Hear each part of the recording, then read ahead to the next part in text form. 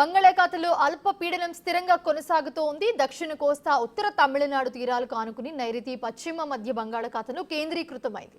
పశ్చిమ నైరుతి దిశగా కదులుతూ సముద్రంలోని అల్పపీడనం బలహీనపడే అవకాశం ఉంది. దీంతో ఏపీలో ఇవాళ రేపు కూడా తేలికపాటి నుంచి మోస్తారు వర్షాలు కురిసే ఛాన్స్ ఉంది.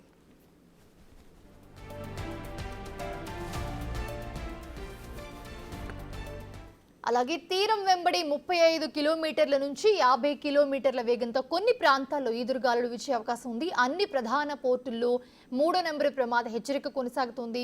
మత్స్యకారులు చేపల వేటకు వెళ్లరాదని అధికారులు హెచ్చరికలు జారీ చేశారు. ఇప్పటికీ విశాఖలో చలి గాలుల తీవ్రత పెరిగింది.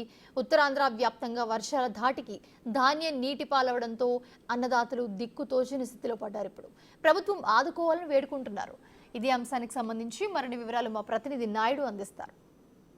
బంగాళాఖాతంలో అల్పపీడనం ఇంకా కొనసాగుతుందని ఇప్పటికే వాతావరణ శాఖ అధికారులు అయితే చెప్తున్నారు. ఈ నేపథ్యంలో రాష్ట్రంలో దక్షిణ కోస్తాకు పలు వర్షాలు ఉంటాయని ఇప్పటికే వాతావరణ శాఖ అధికారులు అయితే చెప్తున్న పరిస్థితి. అయితే ఈ రోజు ఈ అల్పపీడనం బలహీనపడుతుంది, సముద్రంలోనే బలహీనపడే అవకాశం కూడా ఉందని వాతావరణ శాఖ అధికారులు అయితే చెప్పడంతో పూర్తిగా క్రమేపీ అయితే దీని ప్రభావం తగ్గుతుంది. ఈ నేపథ్యంలోనే సముద్రపు కూడా ప్రస్తుతం మనం తీసుకొచ్చి విశాఖ బీచ్లో మొన్నటి వరకు దీని అలల తాకిడి ఎక్కువగా ఉంటే ఇప్పుడు మాత్రం నార్మల్ స్థితికి అయితే వచ్చిన పరిస్థితి. పెద్దగా సముద్రపు కెరటాలు కూడా పెద్దగా లేనట్టు అయితే కనిపిస్తున్న పరిస్థితి. అయితే ఈ నేపథ్యంలో పూర్తిగా ఎంత ముందుకు ఉండే సముద్రం ఇప్పుడు పూర్తిగా 100 అడుగులు వెనక్కి వెళ్ళిపోవడంతో మనకి రాళ్ళు అవన్నీ కనిపిస్తున్న పరిస్థితి. అయితే నిన్న పండగ కావడంతో సెలవు కూడా రావడంతో పెద్ద ఎత్తున పబ్లిక్ బీచ్కి వచ్చి ఎంజాయ్ చేసిన పరిస్థితి. అదే ఈ రోజు కూడా పర్యాటకులు నగరవాసులు కూడా బీచ్కి వచ్చి ఎంజాయ్ చేస్తున్న పరిస్థితి. ప్రతి ఒక్కరు ఫోటోలు తీసుకుంటున్నారు. అయితే గత 4 రోజులుగా విశాఖలో వాతావరణం కొంచెం మార్పులు చెందడంతో కొంచెం నగరవాసులు ఇబ్బందులు పడ్డారు. మరి కొంతమంది అయితే బీచ్కి వచ్చి సరదాగా ఎంజాయ్ చేసిన పరిస్థితి. ఎవరైతే టూరిస్టులు ఉన్నారో వాళ్ళందరూ బీచ్కి వచ్చి ఎంజాయ్ చేసిన పరిస్థితి. అయితే రానున్న 3 రోజుల పాటు ఈ వర్షాలు తేలికపాటి వర్షాలు ఉంటాయని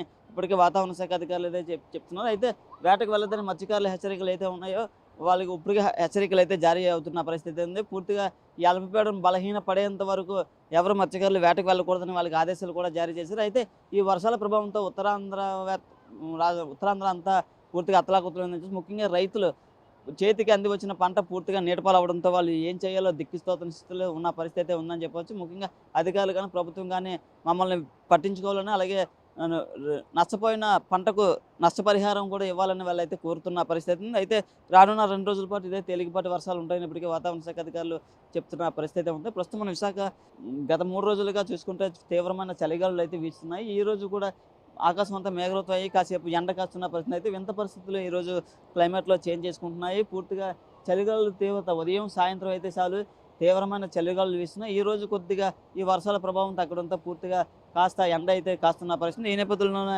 కొంచెం వాతావరణం బాగున్నప్పుడు కూడా పూర్తిగా ప్రజలు ఇంకా కొంచెం అప్రమత్తంగానే ఉండాలని ఇప్పటికే అధికారులు కూడా సూచించిన పరిస్థితి ఉంది. పలు జిల్లాల్లో ఒక మోస్తరు వర్షాలు, చిరుజల్లులు పడే అవకాశం ఉంది. అయితే 5 రోజులుగా కురుస్తున్న వర్షాలకు కొంచెం ఇబ్బందులు పడే పరిస్థితి ఉంది.